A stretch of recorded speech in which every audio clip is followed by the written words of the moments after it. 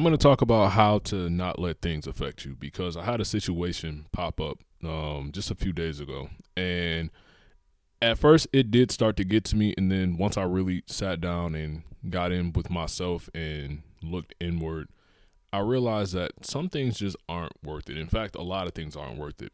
But it's all about how you put your perspective on things. It's all about how you spin things in your mind. So, long story short, I was talking with a coworker of mine. And this coworker in particular, he's real gossipy. I keep myself out of it. I don't really gossip. He's a cool guy and everything, but every time he comes around, he seems to have something to say about somebody. And you know what they say.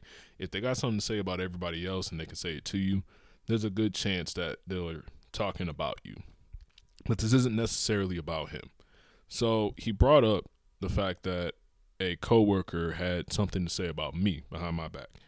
And I'm somebody my thing is that I don't gossip. I don't talk about people. I don't speak negatively about people. Even people I don't like. I don't speak about them unprovoked, especially in like the workspace or something like that. And my reasons aren't super like noble or that, I think I'm better than that or, I'm taking the high road. I actually just don't care. Most of the time I tell my coworkers a lot. I don't tell them this necessarily, not quite as verbatim as I'm about to say it, but I don't care enough about work or coworkers to have opinions about them. And that's the truth. I truly don't care enough about my coworkers to have opinions about them. I don't have any of their phone numbers. They don't have mine. I more or less show up, do my job, and go home. But I am a lot more talkative than I used to be because I used to really just show up, do my job, and go home. And they don't like that at all. They don't like that even a little bit. I don't think I've worked at any job where I've done that, which has been mostly every job that I've worked. And they receive it well. So with that being said, it came up that a coworker had something to say about me. And this particular coworker, every time he sees me, he's got a big smile on his face. He's always trying to fist bump me and speak to me and all these things. I haven't seen him since I found out this information. I know he still works there, but a lot of times we're on alternating shifts and we're in different departments, so we don't run into each other anymore. But we used to work in the same department when he first started. And that's where he had this opinion of me formulated. And my first instinct, there was almost like a wincing feeling in like not in my gut, but I guess more so in my mind, where it made me a little bit angry.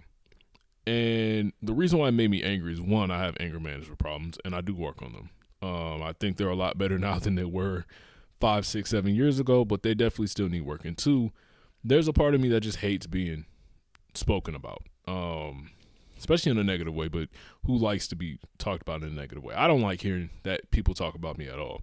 I like to be very out of the way and to myself and keep things that way, and hopefully you just stay to yourself. But people can't quite do that, and a lot of the anger comes from confusion because I don't feel like I give enough to people for them to formulate any sort of opinion or have anything to say about me. And I do it on purpose. I try not to overshare or over-explain or explain myself at all, especially at work. You got to remember, this is at work. In the personal world, it's a little bit different, but shades of the same. But in this scenario, everything I'm saying applies to the workspace, because the thing about work is that it is extended high school. You might not think that it is. You might feel that it shouldn't be. I definitely feel as if it shouldn't be.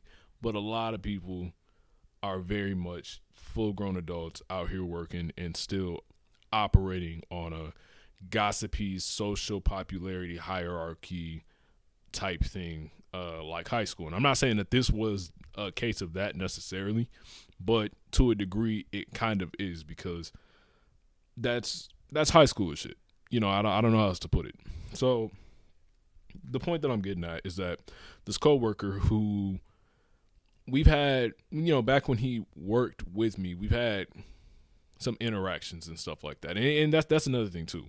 And I don't mean to keep veering off path. I'm going to tie it all together. Just give me a moment.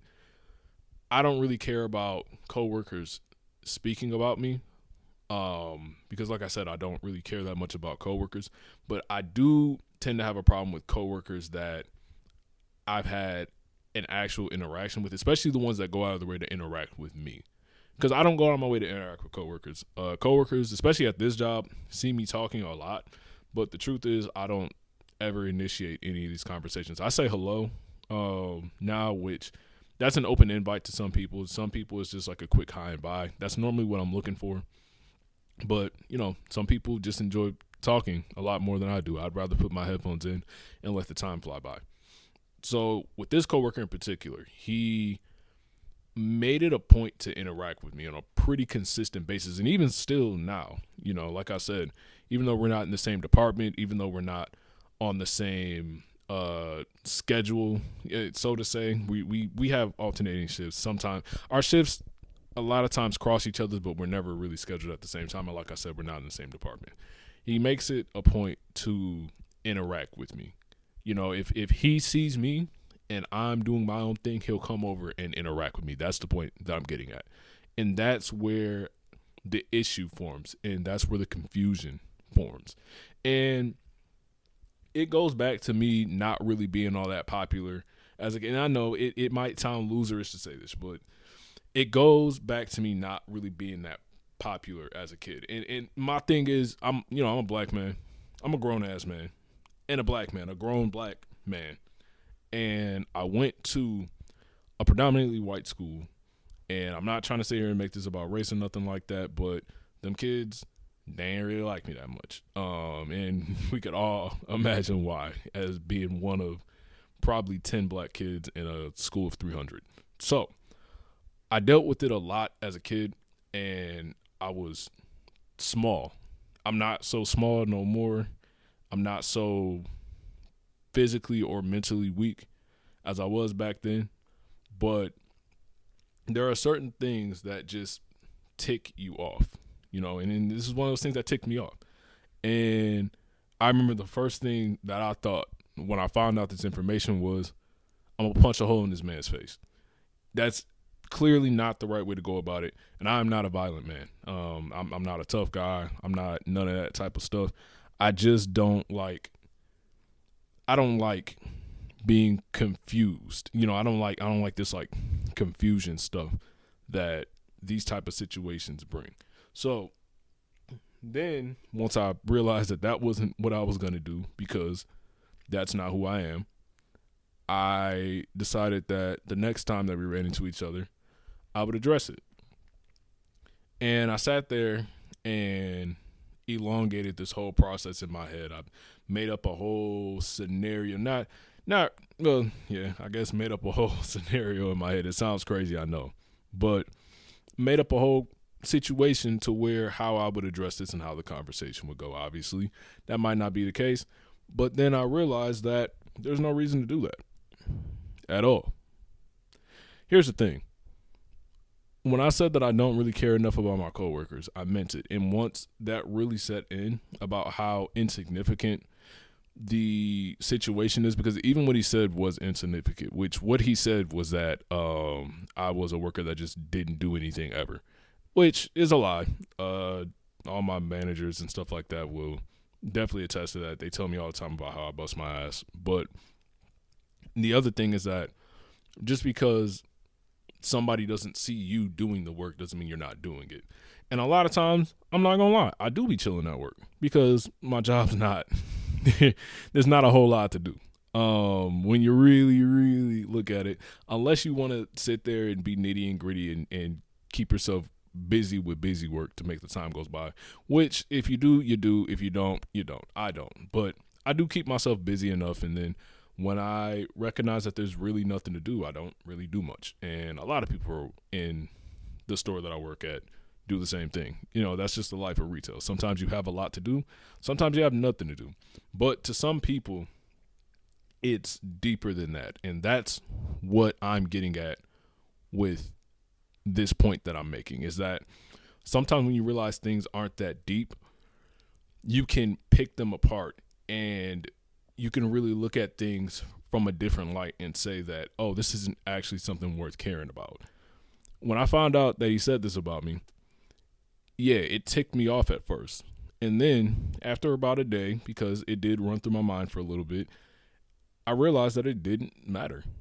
And you can apply this to so many things. I know when I hear people talk work jargon to me about like company numbers and all of these like things, and then I look at the job that I'm actually doing and how mundane and NPC and lifeless it is, I realize that none of it actually matters. It's not worth caring about because so long as you do your part and you stay solid to yourself, you stay solid within yourself, there's nothing there's nothing around you that should be able to affect you.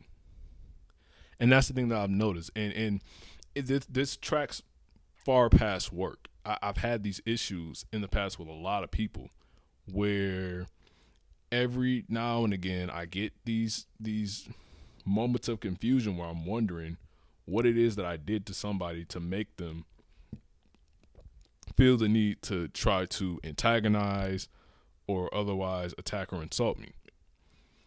And I'm not going to sit here and pretend I've let it get to me, truly. But now I don't anymore, you know? And it just comes from a place of realizing that some things truly aren't that deep. And I always hated this. I always thought it was a really like jaded answer, and people that say that are just trying to be like cool or trying to, or nonchalant or whatever. And I'm none of these things. You know what I'm saying? I don't think I'm like super cool.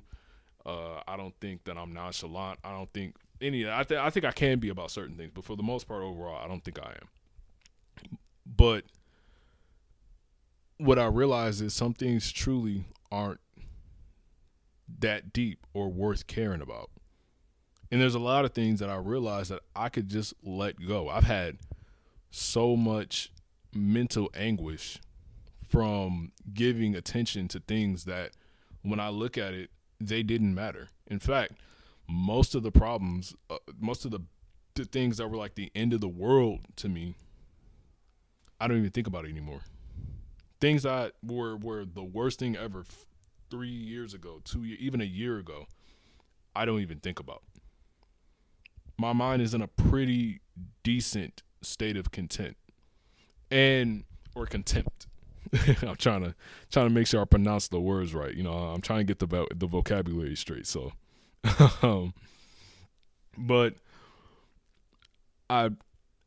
this was just another instance of something minute poking at me, and for what is worth, affecting me, because we're human. It's very normal to be affected by things, but the way you respond to them or what you choose to put your energy into can make a huge difference in how you interact with the world and with other people and with yourself for that. A lot of people that beat themselves up so much and are in such a dark mental place is because they put so much energy into things that probably aren't that deep or have simpler resolutions than they're allowing themselves to understand. So the point that I'm getting at with all this, which if you've made it this far, I appreciate you listening to me rant and ramble on and kind of keep things coherent, but not really. I'm trying not to put that pressure on myself to stay within a box. The point that I'm getting at is that your mental energy should be carefully used. And there are things that are going to always try to pester and prod and pick at you. And you just have to say that you have to decide that it's not deep enough to care about. And this applies to anything, whether it's work, whether it's personal relationships, whether it's I don't know, whatever it might be in your life. You can sit there and you can say that, hey, this is not that deep, and I don't have to sit here and put myself through mental gymnastics. And once you realize that, and once you do that, things become amazing. And it's crazy how much of a problem solver you can be, how many solutions you can come up with once you start once you stop putting your mind through the ringer about things that you just shouldn't worry about. Because when you step back and you look at things holistically, if it was me maybe like 5, 6, 7 years ago and this situation had happened, I would have probably lost my job. I would have beat up my coworker. I would have lost my job, and I would have been there looking stupid with a big pride stamp on my forehead. You know what I'm saying? Because that's all it is. It's pride and ego. But now this happened. I shrugged it. And the next time I see the coworker in question, I mean, I might not speak to him because what's the point? But even if I do, it's just going to be a high and buy. And it's that simple. So the point is, make sure that you're putting your mental energy towards the things that matter. And whatever matters is what matters to you. If something like this matters to you, then by all means, put all your energy into it, or as much as you need to. But otherwise, stop putting yourself through mental gymnastics that you don't have to go through. And that's all I really have to say. So if you've listened this far and you've made it this far, then I just want to say I appreciate you. And I'll see you in the next one. Peace.